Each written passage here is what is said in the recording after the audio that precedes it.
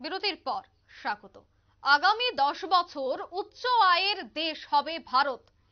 তবে বর্তমান অবস্থায় মাথাপিছু আয়ের ক্ষেত্রে নিচের দিকেই রয়েছে দেশ। চাকুরির অনিশ্চয়তার জন্য উচ্চ আয়ে এখনো পিছিয়ে ভারতবর্ষ। তবে কিভাবে সম্ভব আগামী 10 বছরে উচ্চ আয়ের দেশ ভারত হতে?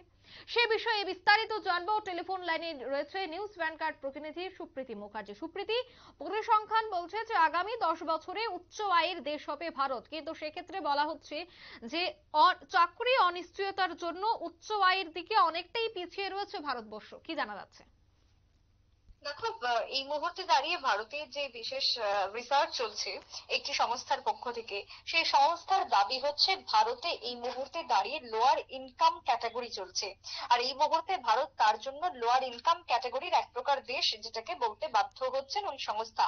বা ইন্ডিয়ান রেটিং এন্ড রিসার্চের যে রিপোর্ট উঠে আসছে তা রীতিমতো উদ্বেগজনক। সেই রিপোর্টের ক্ষেত্রে আরো বেশ কিছু দাবি করা হচ্ছে, যার মধ্যে কি রয়েছে যে না, আগামী 10 বছরের মধ্যে, অর্থাৎ যদি ধরি 2034 সাল, আজকে 2024 সাল থেকে 10 বছর পরে 34 সালে গিয়ে দাঁড়িয়ে 2034 সালের মধ্যে দেশ উচ্চ মধ্যবিত্ত আকার নিতে পারে। কিভাবে? সেক্ষেত্রে বেশ কিছু পয়েন্ট উঠে আসছে। এখন যেহেতু ভারতের অধিকাংশ ক্ষেত্রে দেখা যাচ্ছে যে যারা ইনকাম করছেন বা ইনকামের যে স্ট্রাকচার, সেই জায়গাতে দাঁড়িয়ে সকলেই নিম্ন মধ্যবিত্ত। আর এই নিম্ন মধ্যবিত্তের জন্যই কিন্তু লোয়ার ইনকাম ক্যাটাগরির দেশে পরিণত হয়েছে বর্তমানে ভারত। যদিও দীর্ঘদিন ধরে ইকোনমি স্ট্রাকচারকে গ্রোথ করার জন্য নানান রকমের পরিকল্পনা নেওয়া হচ্ছে। এবার সেই পরিকল্পনার মধ্যে উঠে আসছে প্রথমত কি না, গত 3 বছরে দেখা গেছে যে কাজের গতি এবং আর্থিকভাবে ইনকামের গতি অনেকটাই বেড়েছে এর আগের তুলনায়। অর্থাৎ 2019-এর আগ মুহূর্ত অব্দি দাঁড়িয়ে যে ইনকামের স্ট্রাকচার ছিল, সেখান থেকে দাঁড়িয়ে বরং অনেকটাই উন্নতি হয়েছে দেশে এই মুহূর্তে। গতি এসছে। ইন্ডিয়ান রেটিং এন্ড রিসার্চের এই দাবি উঠে আসছে প্রথমত। দ্বিতীয়ত কি রয়েছে না, গত 5 বছরে যে পরিকাঠামোর ভাবনা চিন্তা রয়েছে, ধরো দেশে মোটামুটি প্রায় 250-টির মতো পরিকাঠামো রয়েছে, সেগুলিকে যোগ করে বা সেগুলির মারফতে আগামী দিনে ইনকামটাকে আরো বাড়ানো সম্ভব রয়েছে। তাতে কি প্রায় 2029 সালে গিয়ে দেখা যাবে যে ভারত ইনকামের ক্ষেত্রে একটা কোথাও গিয়ে গ্রোথে পৌঁছেছে। উচ্চ মধ্যবিত্তদের যে জার্নি, সেই উচ্চ মধ্যবিত্তের জার্নি হয়তো শুরু হয়ে যাবে 2029 সালের পর থেকে। এই ইনকাম বা এই যে পরিকাঠামো যোগ হয়েছে গত 5 বছরে, সেই পরিকাঠামোর উপরে ভিত্তি করে।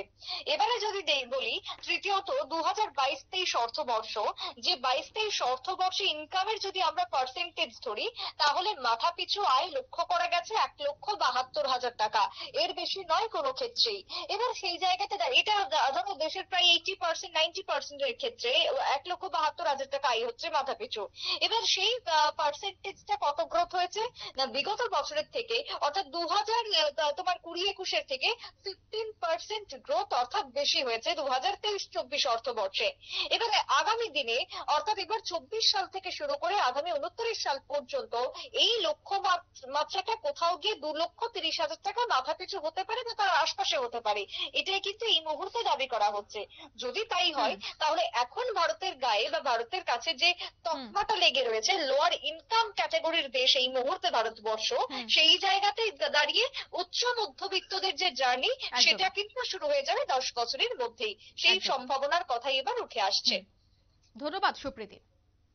অর্থাৎ যে পরিসংখ্যান বা যে গ্রাফ দেখা দিচ্ছে, তাতে আগামী 10 বছরে মধ্যবিত্ত এবং উচ্চবিত্তের সংখ্যা বৃদ্ধি পাবে ভারতে। নিয়ে নিচে ছোট্ট একটি বিজ্ঞাপন বিরতির সঙ্গে থাকুন।